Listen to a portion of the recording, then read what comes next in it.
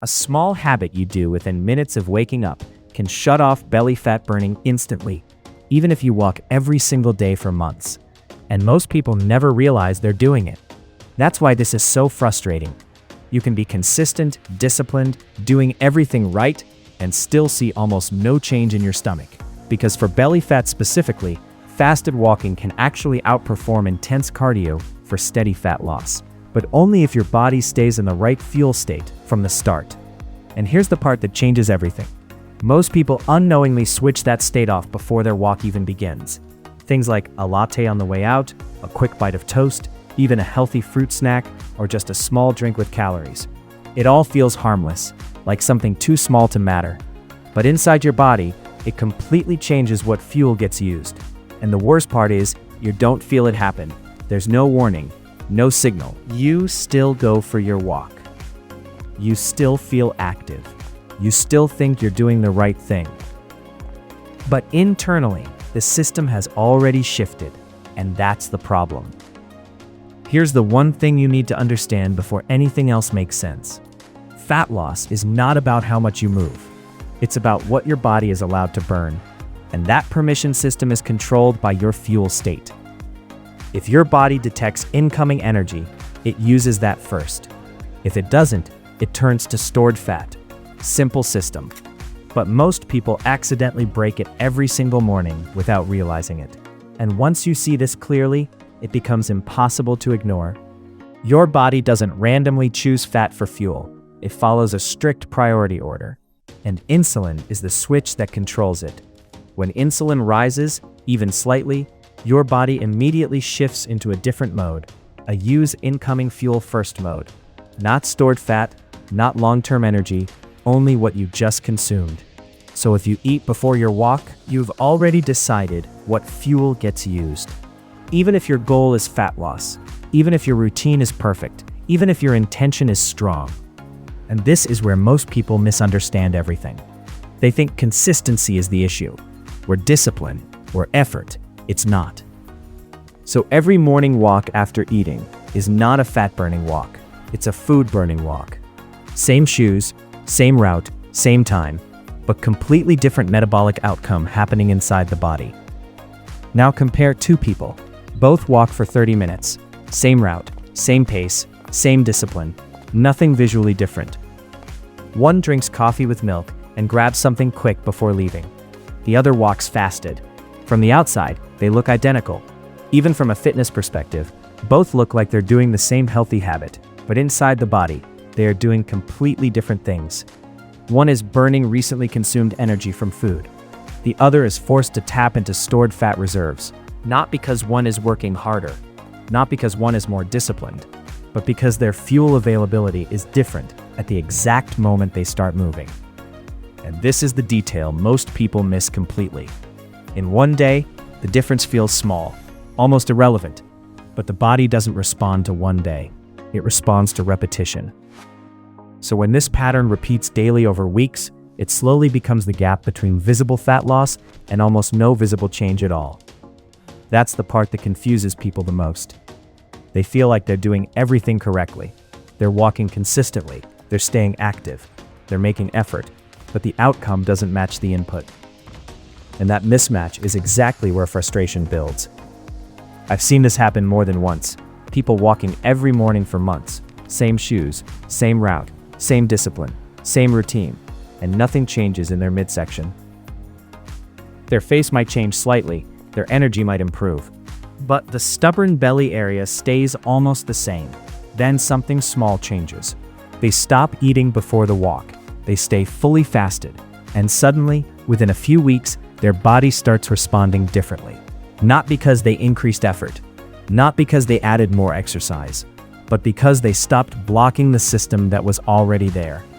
And that's a critical point most people never realize. Sometimes progress is not about doing more. It's about not interfering with what your body is already capable of doing. That's also why some people doing intense cardio stay stuck, while someone doing simple fasted walking sees better results. It feels unfair when you first hear it, because you assume harder work should equal better results. But your body doesn't reward effort. It responds to conditions, And the condition matters more than intensity. It's like trying to empty a tank while someone keeps refilling it at the same time, no matter how much effort you put in. And that's exactly what's happening metabolically when fuel timing is wrong. More effort doesn't fix a fuel mismatch. Now, most people react the wrong way when they hear this. They think, if walking works in fasted state, then I should push harder. So they turn walking into jogging, where they increase intensity aggressively. But on an empty stomach, that can backfire, because higher intensity doesn't just burn energy, it also increases stress signals in the body. And when stress signals rise too high in that state, your body becomes more conservative with energy. Fat storage signals become more defensive, and later in the day, cravings tend to increase. So instead of improving results, you actually create resistance inside the system. And this is the exact point where people unknowingly undo progress, not because of lack of effort, but because of misapplied effort.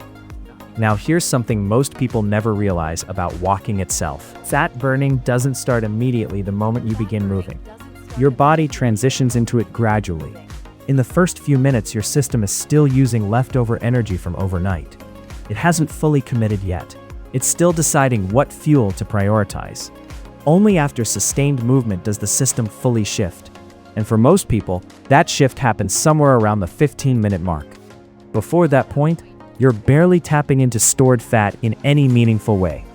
Which leads to a simple but uncomfortable truth. Most people never stay long enough. They stop too early. They think they completed a fat-burning walk, but in reality, they stopped before the real metabolic shift even began. So they repeat the process daily, without ever reaching the actual phase they're trying to trigger, which means they're putting in effort without ever fully activating the benefit. And that gap between effort and activation is where most frustration comes from. You're not doing fat-burning walks. You're stopping right before they begin. Now we come back to the real issue, the small habit that quietly cancels everything. You wake up and grab something small, a latte, a biscuit, a quick snack, even fruit or anything with calories. It feels harmless in the moment, almost too small to matter. But the moment calories enter your system, insulin rises. And when insulin rises, your body immediately stops prioritizing stored fat. No delay, no transition, no gradual shift, just a switch. And once that switch flips, the entire metabolic direction of your walk changes instantly. You can still walk the full 30 or 45 minutes. You can still feel productive. You can still feel like you did everything right, but the fat-burning pathway is no longer the dominant one. And that's the part most people never see, because nothing feels wrong.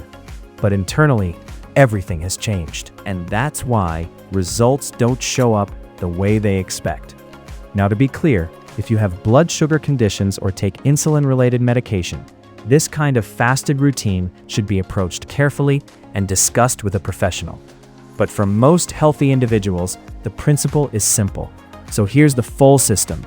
Walk before eating, stay fully fasted, keep the pace brisk, not extreme, aim for at least 30 to 45 minutes. That's it. No complicated plan, no special routine, just removing the one thing that silently blocks progress every morning. Because once your body is in the right fuel state, the same walk that used to feel ineffective suddenly starts producing visible change over time. And it doesn't happen overnight, but it does become consistent. And consistency is what actually changes the body. If you've been walking for more than 2 months without seeing changes in your stomach, comment how long you've been doing it. Because in most cases, the issue isn't effort, it's timing. And if you want to make sure you don't undo all of this after your walk, watch the next video. Because your first meal decides whether fat burning continues or shuts off completely.